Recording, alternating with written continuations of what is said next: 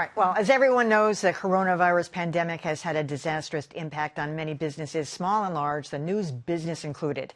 And while readership and viewership are up for many news outlets, revenue is down. Now, one local site is betting people will be willing to pay for what it has to offer.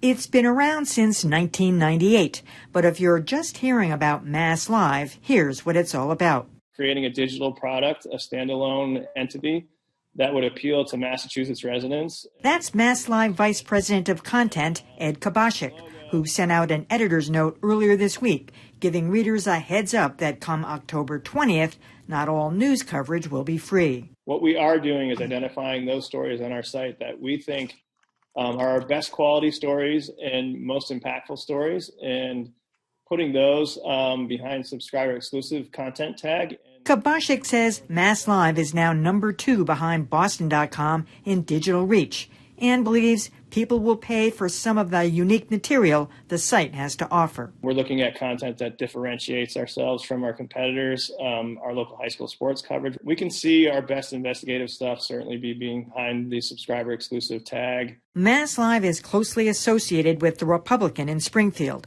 so print subscribers will continue to have full access.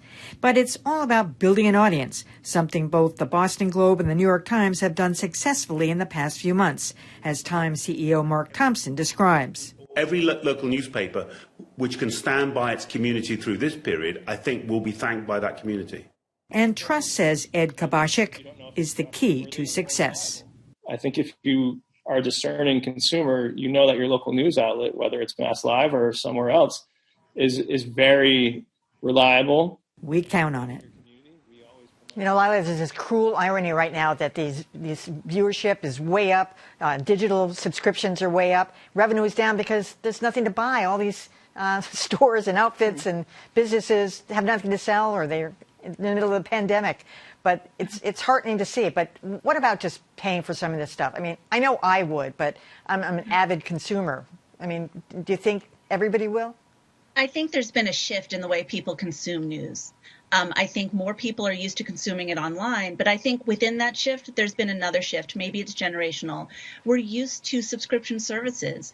We are no longer trying to get free content through Napster for music, but we're willing to subscribe to, I know I just showed my age if my gray hairs weren't enough here.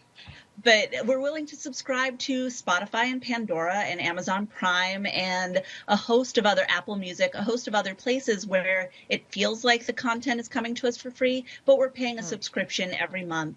And that monthly subscription, even if it's $10 or less, adds up to real money for the producers of that content or the distributors of that content at some point. So I think that there's a lesson to be learned there by local media outlets where people are becoming more willing to pay for it. But the local outlets and outlets in general, we've conditioned people to expect their content for free. Everyone launched their online versions as easy access versions of their print publications without really a value add. So I think there's a big shift coming, and I think you're starting to see it in what MassLive is doing.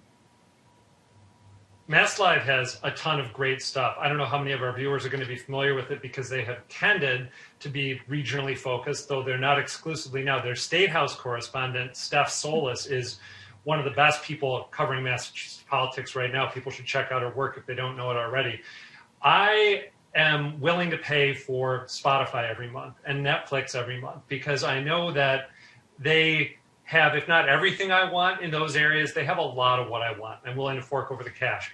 I'd be more likely to pay for some sort of pan-regional news outlet subscription that gave me access not just to MassLive, but maybe the Lawrence Eagle Tribune, other regional papers that I tend to dip into and out of until I hit that free article limit, at which point I usually fall away.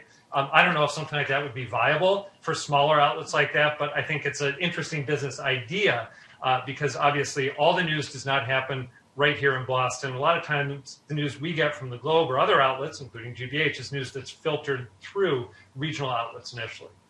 So another compliment for MassLive. I think the only reason they're number 2 is that Boston.com is just a habit for people. But if more people knew about MassLive, and maybe they will now, I believe they'd have a bigger audience, and maybe they will with this paywall thing. Here's the problem. As an avid consumer, I will pay for a number of places, but not all the places I want to go constantly. That's just too much money as it is. And as people are making choices between Disney Plus and Netflix, all of that stuff, people want to have subscriptions, but folks are making choices. So what I would suggest is they do kind of an Apple Music model where you can do that 99 cents for one article. Maybe if I do 1, 2, 3, 4 independently, and you take that and I realize, okay, well, I'm doing a lot of MassLive now. I guess I might as well just bone up for the big subscription.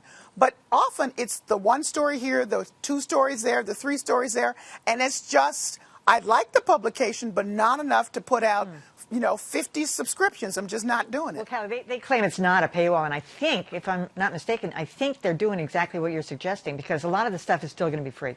I hope so, but I'm just saying, in general, as we're talking about this is the problem, I think, for most people. And I think if they had more access individually, like spottily, that's good money, too. It adds up. I like Callie's a la carte suggestion. Yes. And I also agree with Lylah. I think there's hope because I think generationally people are willing to pay for things and they're willing to pay for information. I've never understood the problems with paywalls. I mean, when I was 50 plus years ago, I was delivering the Nashua Telegraph, and it cost 42 cents a week. And, MassLive is charging $10 a month, adjusted for inflation. That's still cheaper than the Nashua Telegraph was back then. I think the problem, as it has been all along with paywalls, is as long as people can find the same information or similar for free somewhere else, they're not going to pay. The good news is, according to a recent study that I read, 76% of all newspapers now have paywalls, and that number is increasing. We are in this painful transition that we've been going through for a while, and our colleague Dan Kennedy has written about it quite a bit. I admire him for the writing he's done. So I think eventually we're going to end up with a better product. We're still in that process right now, and it's very painful. Well, hopefully, Mike, they'll have stuff that everybody wants, especially, local sports, high school sports, and all that.